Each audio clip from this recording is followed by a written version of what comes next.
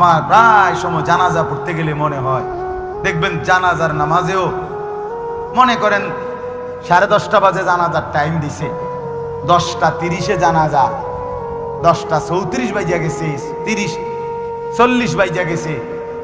কিছু মানুষের এই পরিমাণ অস্থিরতা। এই মিয়া, টাইম টেবিল ঠিক রাখো না, কইলা 10:30টায় জানাজা, 10টা মিনিট ওভার হয়ে গেছে, কতক্ষণ খাড় করায় রাখবা? মানে উনি ব্যস্ত, ওনার এই 10 মিনিট সময় নাই। আল্লাহর কসম বন্ধু, এই মানুষটাও এরকম ব্যস্তই ছিল। যে মানুষটার জানাজা হচ্ছে এখন, যার লাশ এখানে শোয়ানো, এই লোকটাও এমন ব্যস্তই ছিল। তার হাতেও একদিন সময় ছিল না। আজ গোটা পৃথিবী সব আগার জায়গায়, এই বেচারা শুধু নিস্তব্ধ। চোখের সামনের জলজ্জান্ত মানুষটা স্তব্ধ, আর হাত নড়ে না, পাও নড়ে না, আর চোখ নড়ে না, জিহ্বা নড়ে না। এই জন্য দুনিয়ার এই ব্যস্ততার ভিতর দিয়ে আমরা যদি মনে করি যে আমি শুধুই দুনিয়া, ভালো মন্দ, লাভ লোকসান, চাওয়া পাওয়া, প্রাপ্তি অপ্রাপ্তি, মনের চাহিদা পূরণ, সবকিছু শুধু দুনিয়া, ভাইয়া বাবা, তো আখিরাত কার জন্য? কবর কার জন্য? তাইলে নবীজি সাল্লাল্লাহু আলাইহি সাল্লাম কাকে তাইলে আখিরাত বুঝাইতে চাইছেন? আল্লাহর কোরআন এমন কোন সূরা নাই, কোরআন শরীফের 114টি সূরা, 114টি সূরার এমন কোন সূরা নাই, এমন কোন রুকু নাই কোরআনে যেখানে আখিরাতের কথা, পরকালের কথা আলোচনা নাই। এই পরিমাণ আল্লাহ তাআলা আখিরাত, পরকাল, পুনরুত্থান, হাসরের মাঠ, এগুলো আল্লাহ তাআলা এতবার বলছেন, অস্বীকার করার, পাশ কাটার কোন সুযোগ নেই,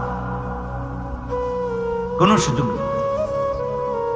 কোরআন শরীফে আছে সূরা মুলকের মধ্যে, জাহান্নামী যখন চিৎকার করবে, জাহান্নামের ফেরেশতারা তখন বলবে, আলাম ইয়াতিকুম নাদির, এই নাফরমান, তোমারে কি কেউ কোনোদিন জাহান্নামের ভয় দেখায় নাই? ক্বালু বালা, সে বলবে হ্যাঁ, কাদ জাআনা নাদির, আমার কাছে বহু ভয় প্রদর্শনকারী বান্দা এসেছিল। কত ইমাম, কত খতিব, কত আলেম, কত ওয়াইজ, কত বক্তা, কত পীর, কত মাশায়েখ, কত আউলিয়া, কত বুজুর্গ চোখের পানি ফেলে ফেলে বারবার বারবার আমার এই জাহান্নামের কথা বলছিল, কিন্তু ফাকাদ্দাবনা, আমি মিথ্যা মনে করেছি। ওয়াকুলনা মা নাযালাল্লাহু মিন শাই, আমি আরো বলছি এগুলো আল্লাহ বলে নাই, তোমরা মোল্লারা, মুন্সিরা তোমরা বানায়া বানায়া বলো। হ্যাঁ, অনেক বেত্তমিজ লোক আছে, ও হয়তো না, হুজুররা যত কয় এত না, না আমরা জানে, আমরা আগেও একবার ফিডা খাইয়া আইছে,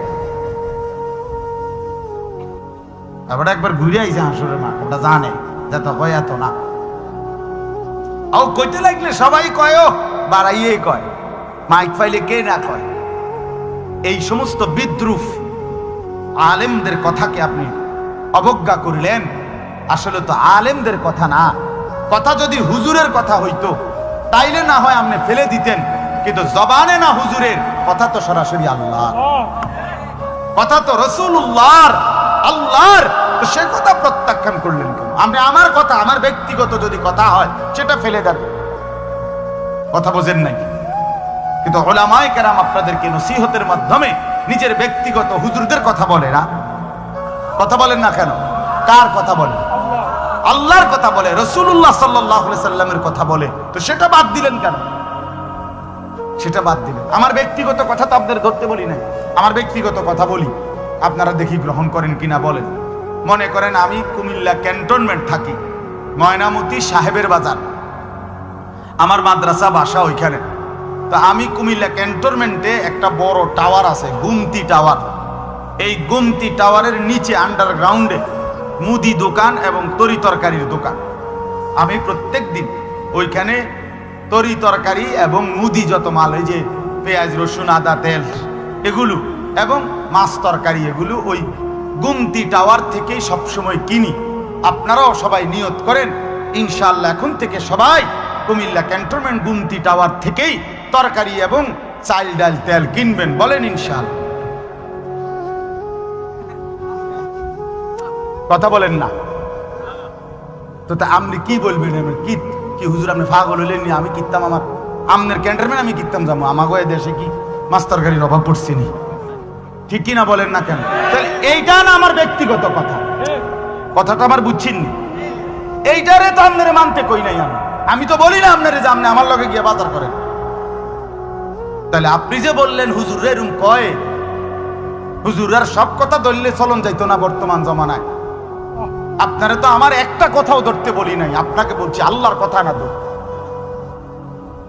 আপনাকে তো বলেছি ভাইয়া রাসূলুল্লাহ সাল্লাল্লাহু আলাইহি ওয়াসাল্লামের কথা ধরতেন। আল্লাহর কথা ফিরায় দেয় কেমনে?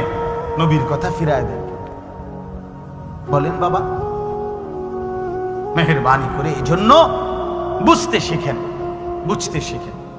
তিনটা জিনিস আমাদের মধ্যে লাজেম থাকা চাই। এক হলো তাওহীদ, দুই হলো রিসালাত, তিন হলো আখিরাত। এই তিন জিনিস ভুলে গেলে মুসলমান হয় না।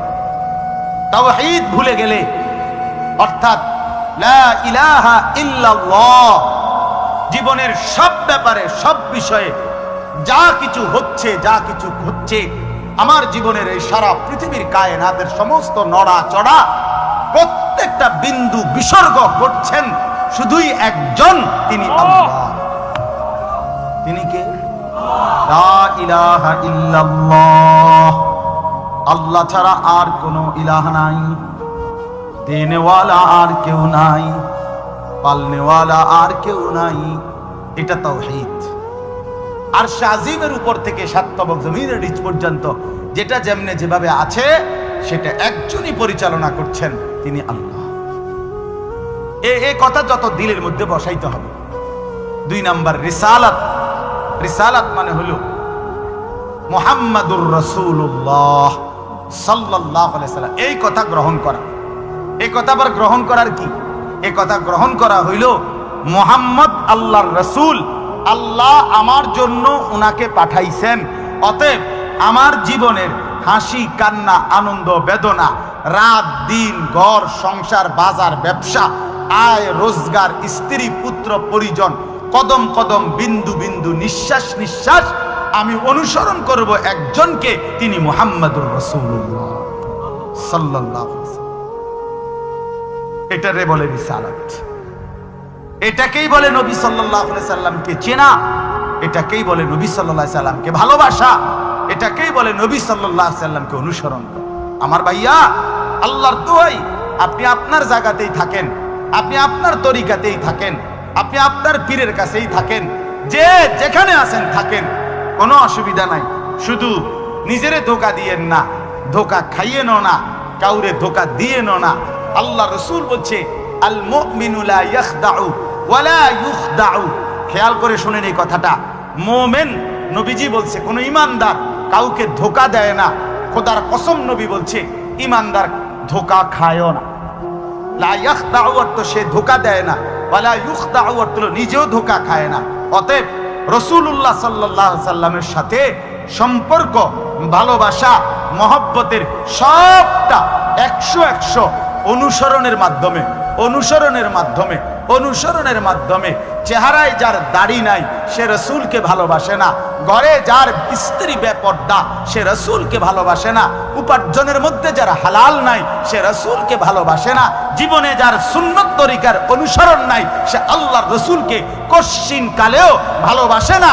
ভালোবাসে বললে এটা ভালোবাসার নামে ধোঁকা, মিথ্যাবাদিতা ছাড়া আর কিচ্ছু না। হ্যাঁ, হাসরের ময়দানে মার খাইয়েন না, ধরা খাইয়েন না।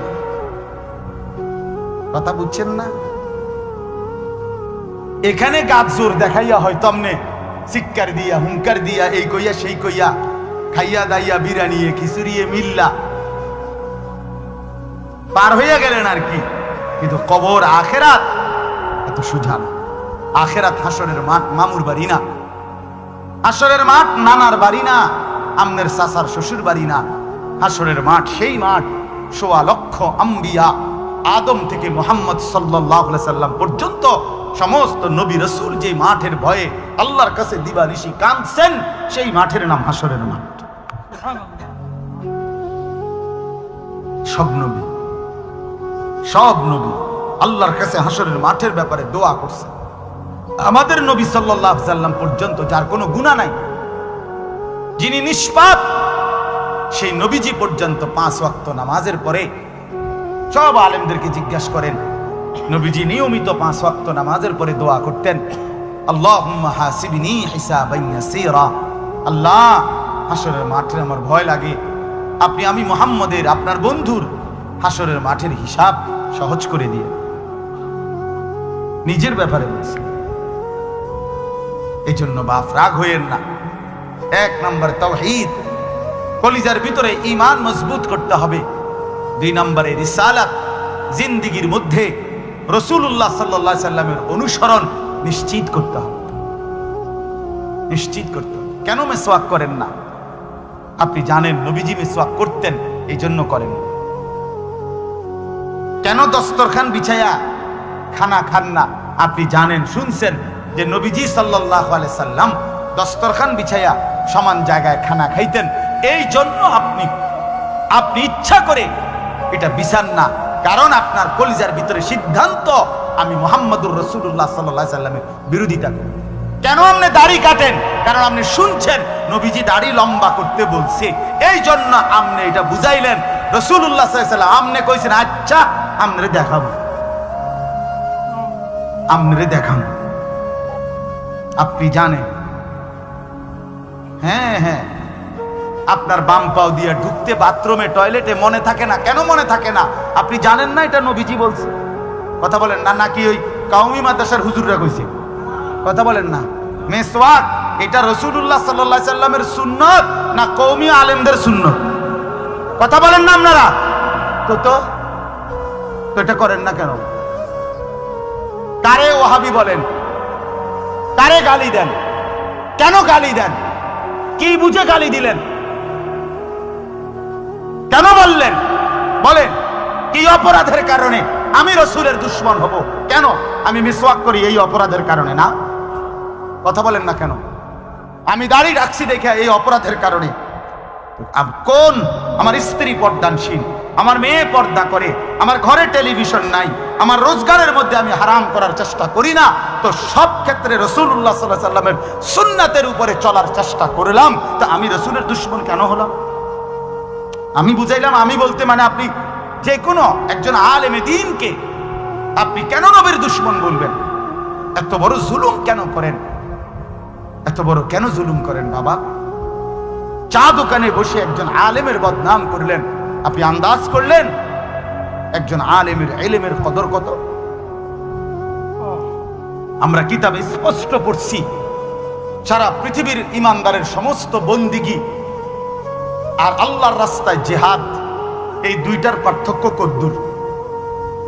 সারা পৃথিবীর ইমানদারের সমস্ত ইবাদাত, একটি সমুদ্রের মধ্যে যদি কেউ আঙ্গুল দেয়, আঙ্গুল চুবায়, তো আঙ্গুলের অগ্রভাগে পানি লাগবে যেদূর, এতে করে সমুদ্রের ঢেউ তো বন্ধ হয়ে যাবে, ঠিক না?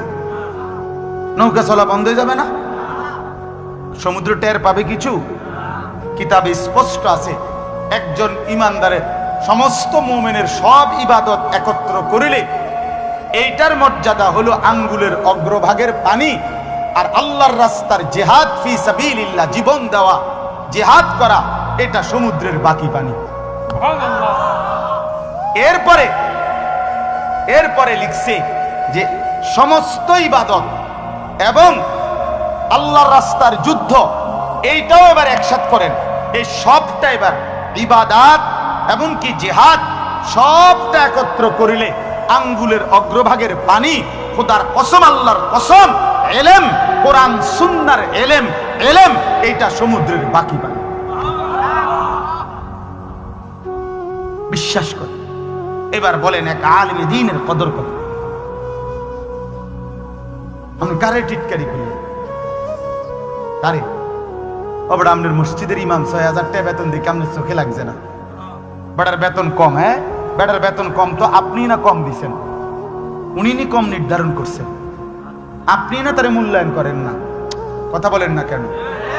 আমাদের সমস্ত একটা স্পষ্ট কথা খেয়াল করেন, যদি এক সমস্ত মুসলমানের টার্গেট হইতো যে আমি প্রত্যেক বিষয়ে আল্লাহর কোরআন রসুলের সুন্নাত মোতাবেক চলবো, তাইলে এই পৃথিবীতে মসজিদের ইমামের চাইতে ব্যস্ত জিন্দিগি আর কেউ পালন করার কথা ছিল না। কেন? ওই মহল্লার সমস্ত মানুষের ঈমান, ইসলাম, আখিরাতের সমস্ত দিক নির্দেশনা সারাক্ষণ উনাকে দিতে হইতো। তখন উনার কদরও হইতো অনেক, তখন উনার বেতনও হইতো অনেক, উনার হাদিয়াও হইতো অনেক। কিন্তু আমাদের কলিজার ভিতরে আখিরাত লাগে না মনে হইছে, কোরআন তেলাওয়াত লাগে না, রাসূলের সুন্নাত লাগে না। মেয়ের বিয়েটার মধ্যে নবীর সুন্নাত কি এটা জানার দরকার নাই, ছেলের বিয়েটার মধ্যে নবীর সুন্নাত কি এটা জানার দরকার নাই। ওই হদ্দার মাতব্বর মিল্লা তারা ঠিক করছে বিয়েটার মধ্যে চেয়ার হইব 200, টেবিল হইব মোট 30টা, গেট হইব একটা 70,000 টাকা দামের গেট, হাইয়েস্ট গাড়ি যাব 60টা, প্রত্যেকটার মধ্যে বেড়া বেড়ি মিল্লা বইব 14 জন, তো 5টার মধ্যে 5, 14, 70 জন। এরপরে দিয়া গেটে দিব 2000, বাজে খরচ হইল 3000, এই হইল 5000। এগুলো হইল হিসাব। আর হুজুরেরা আইয়া কইয়া গেছে রবিবারে মাইয়াগার বিয়া, দুপুরে দুগা ভাত খেয়ে যায়। বুঝেন নাই? কিন্তু যদি সে জানতো যে রাসূলুল্লাহ সাল্লাল্লাহু আলাইহি সাল্লামের 4টা মেয়ে নবী বিয়ে দিছেন, আমি সেভাবে রাসূলের মেয়ে যেভাবে বিয়ে দিছেন আমি আমার কন্যাকে সেভাবে বিয়ে দেব, তাইলে তো ইমাম সাহেবের কাছে উনি আগে আসতো। ঠিক কিনা বলে? আসতো। ওই যে ওনার তো এটা দরকার নেই। কি আপনার বাড়িতে 3 দিন ধরে ডেক সেট বাজে, হ্যাঁ হুজুর আসলে কিতা করবো, শরম দিয়ে না, ফুলাইনে আউশ করছে, ফুলাইনে শখ করছে। হায় রে আল্লাহ, হায় মুসলমান, এইভাবে রাসূলুল্লাহ সাল্লাল্লাহু আলাইহি সাল্লামের হুকুমকে, সুন্নাতকে গলা টিপে হত্যা করলেন। নবীজি নিজে বলছে না, আপনারা কতবার শুনছেন, নবীজি বলছে বিয়ে আমি রাসূলের সুন্নাত, বলছে কিনা বলেন? আবার বলেন বলছে কিনা? তাহলে যার সুন্নাত তার মতো হইতে হবে না? তো রাসূলুল্লাহ সাল্লাল্লাহু আলাইহি সাল্লামের সুন্নাত বিয়ে, তো বিয়ে নবীজি সাল্লাল্লাহু আলাইহি সাল্লাম বিয়ের মধ্যে গায়ে হলুদ, ডেক সেট, এই লম্বা গেট আর গাড়ির মধ্যে ফুল, এই সব। আমি অনেক সময় অনেকের জিজ্ঞাসা করছি যে ভাই বিয়া কার, বিয়ে কার? কইছে ওনার। আমি কই ফুল দিয়ে লাগাইছেন গাড়ি, বিয়া তো প্রাইভেট কারে করানো হয়েছে। বেকুব যদি পুরা তার সিরা হয়, এই মাতাল হওয়ার কারণে একমাত্র তার সিরা দেখা প্রাইভেট কারের মধ্যে কি লাগাইছে। কিরে বেটা বিয়ে হইলো এইতেন, ফুল লাগাইলো কোথায়? প্রাইভেট কারে। পাগল কারে কয়? এই পাগলের বাতরাম দেখে। বলেন আপনারা চাচা, আপনারা বলেন, এটা বিবেক নিয়ে কথা। কি বিয়ে করে এতে ফুল লাগায় প্রাইভেট কারের, বলদ দিয়ে আমনে, এর থেকে বড় বলদ আর কি? আস্তাগফিরুল্লাহ, কি পরিমাণ বোকা আমরা। 10,000 টাকা কোথায় লাগাইলেন? 10,000 টাকা এই ফুলগুলো লাগাইতে গিয়ে 5,000 টাকা, 7,000 টাকা, 10,000 টাকা কোথায় দিলেন? 10,000 টাকা পেলে একজন এতিম সন্তান 1 বছর পড়ালেখা করতে পারত। 10,000 টাকা পেলে একজন বিধবা নারী হয়তো তার 2 মাসের চাল ডাল কিনতে পারত। আর আপনি বিয়ের গাড়িটা সাজায় নিয়ে গেলেন, মেয়ের বাড়িতে দাঁড়াইতে দেরি, পাওড়া দিতে দেরি, গাড়িটা থামতে দেরি, ছেলেগুলোরে নামাইলে জামাইরে নামাই নিতে নিতে পরবর্তী সর্বোচ্চ 5টা মিনিটের ভিতরে আইসা দেখবেন একটা ফুলও গাড়িতে নাই। এত বড় বেউকুফ যেটা আমার 5টা মিনিট টিকলো না, আমি কার জন্য সাজাই? কার জন্য সাজাই? এই জন্য বাবা 1 নাম্বার বললাম আল্লাহর প্রতি তাওহীদ, আর 2 নাম্বার হলো পুরা জিন্দেগি রাসূলুল্লাহ সাল্লাল্লাহু আলাইহি সাল্লামকে অনুসরণ করা। 3 নাম্বার হলো আখিরাত। সবকিছুর ক্ষেত্রে ফিকির করবেন। আপনি আমি সবাই মৃত্যুর মাধ্যমে আখিরাতের দিকে যেতে হবে। কিসের দিকে? হ্যাঁ, মৃত্যু মানে শেষ না, মৃত্যু মানে সমাপ্তি না, মৃত্যু মানে শেষ না বাবা। মৃত্যু মানে আখিরাত, পরকালের জিন্দেগি, পরবর্তী অধ্যায়, নতুন অধ্যায়ের শুরু, নতুন অধ্যায়ের শুরু। এই জন্য আখিরাতকে ভুললে জীবনের কোনো অর্থ থাকে না। আখিরাতকে ভুললে মানুষ আর মানুষ থাকে না। বিশ্বাস করেন, পরকালের অনুভূতি যার নাই, কবরের অনুভূতি যার নাই, হাসরের ময়দানের বিবেক যার নাই, আল্লাহর কসম ওই ব্যক্তির জীবনের কোনো নিয়ন্ত্রণ নাই। সে যা ইচ্ছা তাই করে, জন্তু জানোয়ার যা করে। সমস্ত মানুষ যারা অপরাধ থেকে বেঁচে থাকে এবং পুণ্য কর্ম উত্তম কাজে লেগে থাকে, তার একটা মূল ফিকির তার কলিজার ভিতরে এটা আছে, আমি গুনাহ থেকে বাঁচতে হবে, আমি নেক কাজ করতে হবে। কেন? আমাকে আখিরাতে যেতে হবে। কথা বলেন না কেন? যে গুনাহ থেকে বাঁচে, কেন বাঁচে? আখিরাত আছে। যে নেক কাজ করে, কেন করে? আখিরাত আছে, আখিরাত আছে। এই জন্য এই তিন জিনিস শেখা দরকার, কলিজার মধ্যে আনা দরকার। তাওহীদ, রিসালাত, আখিরাত। বলেন কি? তাওহীদ মানে লা ইলাহা ইল্লাল্লাহ। বলেন। রিসালাত মানে মুহাম্মাদুর রাসূলুল্লাহ। আর আখিরাত মানে পরকাল। এখন আসেন শেষ অংশে। আখিরাতের এই পুরা আখিরাতের পরকালের জিন্দেগিটার উদ্বোধন, শুরু মৃত্যু। মৃত্যুর মাধ্যমেই শুরু হয়। এই আমি শুধু যে আয়াতটুকু পড়ছি আপনাদেরকে শুধু তর্জমা শুনাই।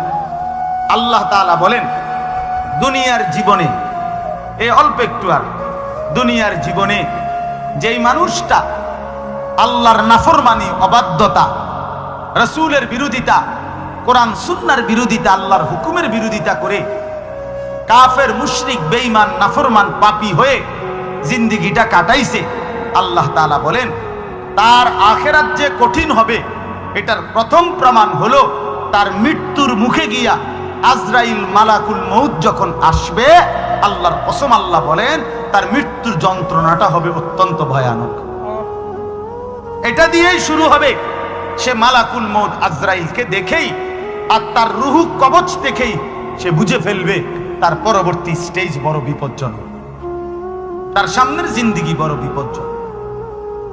আল্লাহ তাআলা বলেন সমস্ত নাফরমান ব্যক্তির জান কবজের মুহূর্তটা খুব বেশি যন্ত্রণাদায়ক, খুব বেশি যন্ত্রণাদায়ক, খুব বেশি। এই যন্ত্রণার সিস্টেম হইল, নবীজি বলছেন প্রত্যেক নাফরমান পাপী, হাদিসের মধ্যে আছে নেককার ব্যক্তি ফেরেশতা আজরাইল অত্যন্ত সুন্দর আকৃতিতে নেককার ব্যক্তির কাছে আইসা তার রূহ কবজের সময় বলবে, হে পবিত্র আত্মা, আল্লাহর সন্তুষ্টি নিয়ে তুমি বের হয়ে আসো। আল্লাহ রাসূল সাল্লাল্লাহু আলাইহি সাল্লাম বলেন, কোন পাত্র থেকে পানি যেভাবে ঢেলে দেয় এটা যেরকম আরামসে পড়ে যায়, বের হয়, আল্লাহর কসম নবীজি বলেন নেককার ব্যক্তির রূহটা মালাকুল মউত আজরাইলের হাতে এরকম আরামসে চলে আসবে। আর আল্লাহর নবী সাল্লাল্লাহু আলাইহি সাল্লাম বলেন কোন নাফরমান পাপী এক নম্বরে তার মৃত্যুর সময় প্রথম হইল ফেরেশতা মালাকুল মউত আজরাইল অত্যন্ত নিকৃষ্ট, বিভৎস, কুৎসিত চেহারা নিয়ে তার সামনে দাঁড়ানো। আমার কাছে আরবি কিতাব আছে, ইমাম কুরতুবির কিতাব আত-তাযকিরা, এই কিতাবের মধ্যে আছে ইব্রাহিম আলাইহিস সালাম একবার আজরাইলকে বলছিল, আজরাইল কোন নাফরমান পাপী ব্যক্তির যে সময় জান কবজ করো তখন তুমি যেই চেহারা নিয়ে তার সামনে দাঁড়াও ওইটা আমার একটু দেখাও। কিতাবে আছে আজরাইল বলছে ইব্রাহিম আলাইহিস সালামকে যে আল্লাহর কসম আপনি সহ্য করতে পারতেন না। ইব্রাহিম আলাইহিস সালাম বলেন, না তুমি আমারে দেখাও, আমি দেখুমই। তো আজরাইল ওই আকৃতিটা ধারণ করছে। কোন পাপীর রূহ কবজের সময় উনি যেই চেহারা ধরে, অত্যন্ত নিকৃষ্ট, কুৎসিত চেহারা। তো কিতাবে স্পষ্ট আছে, ইমাম কুরতুবী বলেন ইব্রাহিম আলাইহিস সালাম চিৎকার দিয়া বেহুশ হয়ে গেছে। লম্বা সময় পরে হুঁশ আসার পরে উনি চোখের পানি ফেলে আল্লাহকে বলছে, আল্লাহ তোমার কোন নাফরমান বান্দা পরবর্তীতে কবরের আযাব, হাসরের আযাব, জাহান্নামের আযাব আর কিছুই লাগবে না, শুধু কেবল আজরাইলের এই বিভৎস চেহারার যদি একবার দেখে তার 60 বছরের নাফরমানির শাস্তির জন্য এটাই যথেষ্ট। এটাই যথেষ্ট। আল্লাহ নবী সাল্লাল্লাহু আলাইহি সাল্লাম বলেছেন, কোরআনে আল্লাহ বলছেন, এই মালাকুল মউত আজরাইল যখন কোন পাপী নাফরমানের জান কবজ করতে আসবে, প্রথম এই কলিজাটার ভেতর থেকে যে রূহ আছে, এই কলজার ভিতরে, কলবের ভিতরে যে রূহ, এই রূহটা ধরে টান মারবে যখন, একটা টানে কলিজাটা ছিঁড়া, রূহটা ছিঁড়া এই কণ্ঠনালী পর্যন্ত চলে আসবে। কাল্লা ইযা বালাগাতিত তারাকিয়া, কাল্লা ইযা বালাগাতিত তারাকিয়া। আর কিছুই না বান্দা, শোনো, যখন নাফরমান তোমার জান কবজের সময় রূহটা চলে আসবে কণ্ঠনালীতে, এবার রূহটা বের হতে চাইবে না, বের হতে চাইবে না, নাফরমান ছটফট করবে। আর ফেরেশতা আজরাইল, ফেরেশতা ছিঁড়া বিরা কোন জিনিসকে, কোন ধারালো লোহা, শিক, এটা যদি আগুনের মধ্যে, আপনার আগুনে পুরানো জিনিসের মধ্যে টান দেয়, তাহলে যেরকম ছিঁড়া বিরা আসে, আল্লাহর কসম, আল্লাহ রাসূল বলছে, আজরাইল যখন রূহ ধরে আবার টান মারবে, তো সমস্ত শরীর ছিন্ন ভিন্ন করে এই রূহ বের করে দেবে। ওয়াকিলা মান রাক, আল্লাহ বলে আশপাশের মানুষগুলো তখন বলবে, ওই লোকের ছটফটানি দেখা, হায়, তাকে বাঁচাবার জন্য কোন ওজা ডাকো, বৈদ্য ডাকো, ডাক্তার ডাকো, কবিরাজ ডাকো, কে আছো তাকে চিকিৎসা করবে, ডাকো না, আনো না, অত ভীষণ ছটফট করছে।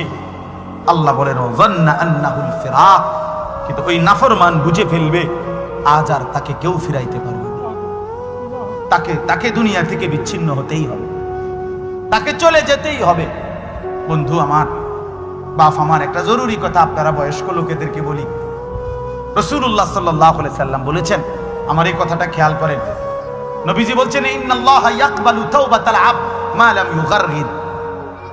বান্দা যখন আজরাইলকে দেখে, তখন তার রূহে, তার শরীরের মধ্যে গড়গড়া শুরু হয়, মৃত্যুর গড়গড়া শুরু হয়। আল্লাহ রাসূল বলছেন, তখন আর আল্লাহ তাআলা কারো কোনো তওবা কবুল করে, তওবা কবুল করে। ওয়ালাইসাতিত তাওবাতু লিল্লাযিনা ইয়ামালুনাস সাইয়্যাত হাত্তা ইযা জাআ আহাদাহুমুল মাউত ক্বালা ইন্নী তুবতুল আন। আল্লাহ বলেন, যে মৃত্যু পর্যন্ত নাফরমানি করে গেছে, যখন মৃত্যুর মুখে আজরাইল আসছে, এখন বলতেছে, আল্লাহ আমি তওবা করলাম। আল্লাহ বলেন, ওয়ালাইসাতিত তাওবা, এমন তওবা আমি আল্লাহ গ্রহণ করব না। আমরা অনেক সময় 90 বছরের বুড়া, 70 বছরের বুড়া মিয়া একদম লম্বা হইয়া, সোজা হইয়া গেছে, এবার একদম টাইনতে আছে লম্বা করিয়া, এই সময়ে গিয়া 200 টাকা হাদিয়া দিয়া হুজুর আনছে, হুজুর তোবাটা ফরাইয়া দেন, আব্বারে ব্যস্তটা বুঝ করিয়া দেন, ধরেন এই 200 টাকা রাখেন। কি তওবা করাবে হুজুর? হুজুর এখন ওনার কোন ইহসাস, অনুভূতি আছে? কথা বলেন না কেন? উনি জানে কিছু কি বলতেছে, কি তওবা করাইলেন? কিসের তওবা? কিসের তওবা এটা? কিসের তওবা? গুনাহ করলেন আপনি, আপনার ফরামু বুঝি আমি, হ্যাঁ, আপনার গুনাহ আপনি না জানেন। এজন্য আল্লাহ কোরআনে বলছেন, ওয়াল্লাযীনা ইযা ফাআলু ফাহিশাতান আও যালামু আনফুসাহুম যাকারুল্লাহ। আল্লাহ বলে, বান্দা শোনো, জীবনভর যদি গুনাহ করো, নাফরমানি করো, জুলুম করো, নাফরমানি করো, কিন্তু আমার যেই বান্দা গুনাহ করবে অথবা নাফরমানি, অশ্লীলতা, বেহায়াপনা করে, আল্লাহ বলেন যদি সাথে সাথে আমি আল্লাহকে মনে করে, অতঃপর ফাস্তাগফারু লিযুনুবিহিম, আমি আল্লাহর কাছে নিজের গুনাহের জন্য মাফ চাই, ওমান ইয়াগফিরুয যুনুবা ইল্লাল্লাহ, বুঝে শুনে দিল থেকে বলে, আল্লাহ আপনি মাফ না করলে মাফ করবে কে? ওয়ালাম ইউসিররু আলা মা ফাআলু ওয়া হুম ইয়ালামুন, আর আল্লাহকে বলে, আল্লাহ এই গুনাহ আমি ছেড়ে দিলাম, ওয়া হুম ইয়ালামুন, জেনে বুঝে এমন নাফরমানি আর করব না, মাফ করে দেন। খোদার কসম, আল্লাহ বলেন, বুঝে শুনে আমার বান্দা যদি গুনাহ ছেড়ে দিয়ে আর করবে না ওয়াদা দিয়ে আমি আল্লাহর কাছে চোখের পানি ফেলে মাফ চাই। এবার গুনাহ যদি আসমান পরিমাণও হয় আমি আল্লাহ ওয়াদা করলাম বিনিময়ে পুরা মাগফিরাত দিয়ে দেব। উলাইকা জাযাউহুম মাগফিরাতুম মির রাব্বিহিম, পুরা মাফ। শর্ত হইল বান্দা আর করবা না, ওয়াদা দিতে হবে, গুনাহগুলো ছেড়ে দিতে হবে। আমনের কলজার ভিতরে হইল আমনে কোনো সুদের টিয়া ছাড়তেন না, আমনে কোনো বিড়িখানা ছাড়তেন না, আমনে কোনো সাদওয়ানের টেলিভিশন সাউন্ড বন্ধ করতেন না, আমনে হুজুরের লগে যে ডোলেন আস্তাগফিরুল্লাহ রাব্বি, আমনে কীর্তন লরেন, আমনের পকেটে দে বিড়ি, আমনের লেগে যে সাদওয়ানি টেলিভিশন লইয়া বইয়া রয়েছে দোকানদার, আমনে লরেন কীর্তন কির তওবা করেন কার কাছে? আল্লাহ বুঝে না, কথা বলে না, হ্যাঁ আল্লাহ জানে না, এটারই নি কয় তওবা। টেলিভিশনের দিকে চাইয়া চাইয়া কয় তওবা তওবা তওবা তওবা। আহারে কিতারে বাবা রে, দেশটার মধ্যে কি শুরু হইল? আপনি যেটি চাইতে আছেন এটি শুরু হয়েছে। আস্তাগফিরুল্লাহ, আস্তাগফির। এজন্য বাবা জওয়ান হন, বৃদ্ধ হন, গুনাহ ছাড়তে হবে এখন। কখন বলেন? ওই বাবা বলেন না কখন? এখন এখন এখন, আজ। গুনাহ করলেন যখন, ছাড়বেন তখন। দিল দিমাগ আকল হুঁশ আছে যখন, এটা মনে রেখে। আল্লাহ তাআলা বলেন অযান্না আন্নাহুল ফিরাক, আশপাশের লোকজন তো ডাক্তার কবিরাজ লইয়া ডাকাডাকি করছে, কিন্তু সে বুঝে ফেলছে তাকে দুনিয়া থেকে আলাদা হবে, আর থাকতে পারবে না। ওয়ালতাফাতিস সাকু বিসাক, আল্লাহ তাআলা বলেন ভয়ে আর আতঙ্কে নাফরমান পাপী জান কবজের সময় তার দুইটা পাও মিলাইবার মতো ক্ষমতাও আর তার থাকবে না। পায়ের দুইটা গোছা গোড়ালি এইটা পর্যন্ত কুদুর লাগানো অথবা সরানো এই ক্ষমতাটাও থাকবে না। এতটা ভয়ে আতঙ্কে পাও নিয়ে পড়ে থাকবে যে পায়ের গোছা গোড়ালিটা পর্যন্ত নাড়াইতে পারবে। ইলা রাব্বিকা ইয়াউমাইদিনিল মাসাক, আর এই অবস্থাতেই তাকে আল্লাহ তাআলার কাছে পৌঁছতে হবে। কার কাছে বলেন না? এবার দেখেন এই কথাটা ছেলেরা তোমরা শোনো, শোনো, চাচারাও শোনেন, নওজোয়ান তোমরাও শোনো। চারটা আয়াতে কোরআনুল কারীমে আল্লাহ বলছেন, মোট 4 জায়গায়, যে আল্লাহ বলছেন মৃত্যুর যন্ত্রণা নাফরমানের অত্যন্ত কঠিন। এই জান কবজের সময় একেবারে সব সিরালাবে।